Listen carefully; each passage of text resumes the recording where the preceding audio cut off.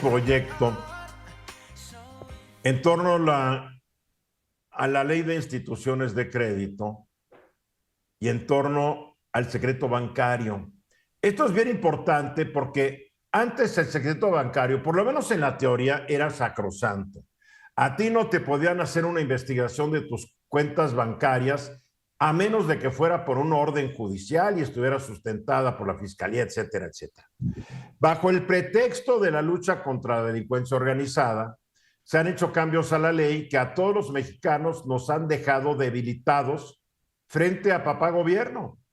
Y aparentemente, pues no todo el mundo le gusta esto y hay quien ha presentado acciones de inconstitucionalidad en torno a esta ley de instituciones de crédito. A ver si nos lo puedes explicar de manera que todo el mundo lo pueda entender, Luis. Sí, claro. Precisamente empezamos por lo básico. ¿Qué es el secreto bancario? Bueno, es un derecho constitucional que se encuentra en la órbita del derecho a la vida privada, ¿no? Nos permite que nosotros los ciudadanos tengamos la certeza de que todo lo que tenemos, todos los movimientos que hacemos en nuestras cuentas bancarias, ya sean de crédito, ya sean de débito, ya sean de inversiones, se encuentren protegidos y que las instituciones de crédito no le puedan dar esa información a nadie, ¿no? Salvo Correcto. Que exista una causa justificada. ¿Por qué esto es importante? Porque uno puede decir, bueno, ¿y a mí qué? Pues yo no me ando portando mal, yo no ando evadiendo impuestos, a mí no me interesa ese excedente. Precisamente por eso a veces. ¿No?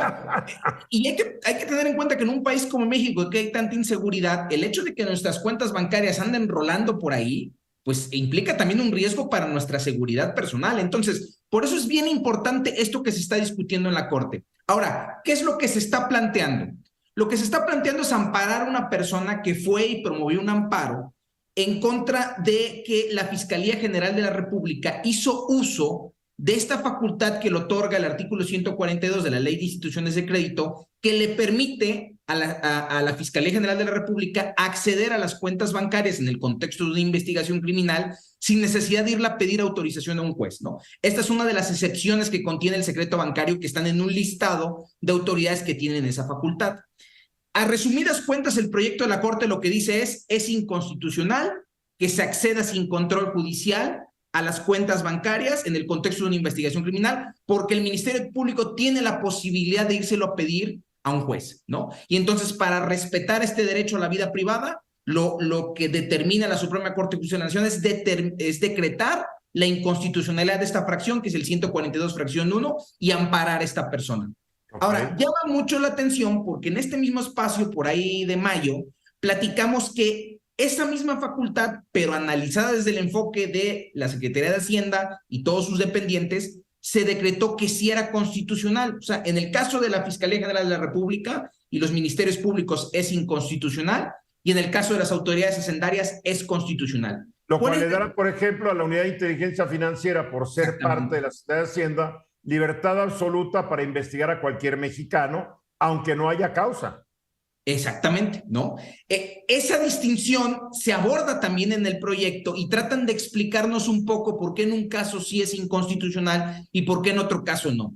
Y a resumidas cuentas, para no hacernos muchas bolas con cuestiones técnicas, básicamente lo que dice el proyecto de sentencia es, pues es que la autoridad hacendaria al final es la principal garante de que se cobren los impuestos, y en el caso de la Fiscalía General de la República, pues el garante es el juez, no propiamente la Fiscalía es la que investiga, ¿no? Y no con no entiendo ese argumento. Pues mira, Eduardo, así como tú no lo entiendes, yo tampoco lo entiendo, porque para mí, y lo platiqué en aquel momento, para mí tiene que calificarse con la misma vara esta facultad. Si consideran que la Fiscalía está incumpliendo con un mandato constitucional, o más bien que esta disposición incumple con la Constitución, tiene que ser el mismo caso con el SAT. Lo que sucede es que para efectos fiscales, la Suprema Corte Constitucional de la Nación siempre ha tenido una vara distinta para medir este tipo de disposiciones, ¿no? Y este es un muy buen ejemplo que permite demostrar que una cosa se califica de una manera cuando es para efectos fiscales y otra cosa se califica para todos los demás efectos. Pero el problema es que estamos hablando de mi derecho a la privacidad. Mi derecho a la privacidad no depende para qué efectos quieren mis cuentas bancarias. Lo que debe prevalecer es mi derecho a la privacidad, no el derecho del SAT, que es lo que mi lógica me dice. Y además, un dato rápido, así para ya ceder el uso de la voz. nuestro sistema fiscal, nuestro sistema hacendario funciona por el principio de autodeterminación. Nosotros vamos y le decimos al SAT nuestros datos, vamos y le aportamos la información. Si el SAT considera que no le estamos dando completa la información, tiene herramientas para requerirnos de manera coactiva. Pero eso que te escuchara, porque cada mes tienes que mandar copia de todas tus facturas y estamos checados porque quien emite una factura a tu nombre ya le mandó copia al SAT, quien te paga una lana ya le mandó copia al SAT. O sea, esto de muy autorregulado es un cuento chino. Toda la información está computarizada y cruzada. Sí. Entonces, ¿para qué necesitan acceder a las cuentas? Ese era el punto, ¿no? Marco. La verdad es que es muy peligroso que el SAT tenga esta posibilidad, porque, digamos, ¿cuál es el contrapeso que tenemos para garantizar que esta facultad sea utilizada correctamente? Lo que hemos visto en esta administración es que la unidad de inteligencia financiera se ha convertido también en un espacio para, digamos, exponer ciertos casos públicamente sin que haya de por medio un juicio o la seguridad de que se tiene razón en la acusación. Eso es lo peligroso. Porque lo que busca a veces es que el juicio sea en la plaza pública. Exacto. Vean lo que tiene este cuate y bolas. A la hora de la hora era inocente, ¿no? Y no tenemos nosotros una garantía para evitar ese daño. Ese es el problema. No más ve en Estados Unidos, para haberle conseguido sus secretos bancarios y de impuestos a Donald Trump, tuvieron que llegar hasta la Suprema Corte de Justicia, porque hay una verdadera respeto a tu privacidad. Aunque quisieras que no hubiera tanto con Trump, ¿no? Pero el principio es que tú debes ser el dueño de tus propios secretos, ¿no? Luis Miguel. Que un poco al hilo de lo que están diciendo, está esta discusión en la Corte que es súper interesante y está la ausencia de discusión sobre la falta de garantías, la falta de sanciones cuando tu información es mal utilizada. En teoría tenemos una ley que sanciona, que protege tus datos, pero en la práctica tenemos instituciones que no tienen dientes, que no tienen garras. Entonces, somos en temas de nuestro derecho a la privacidad tan huérfanos como nuestro derecho a la salud, como el derecho a la vejez digna, como el derecho a la vivienda y a tantas cosas. Y por eso ves que de repente en alguna conferencia de prensa u otra dicen, es que Luis Miguel González tiene un piso en Nueva York y tiene una villa en Madrid y tiene falso, una casa, parece esquiar, ¿no?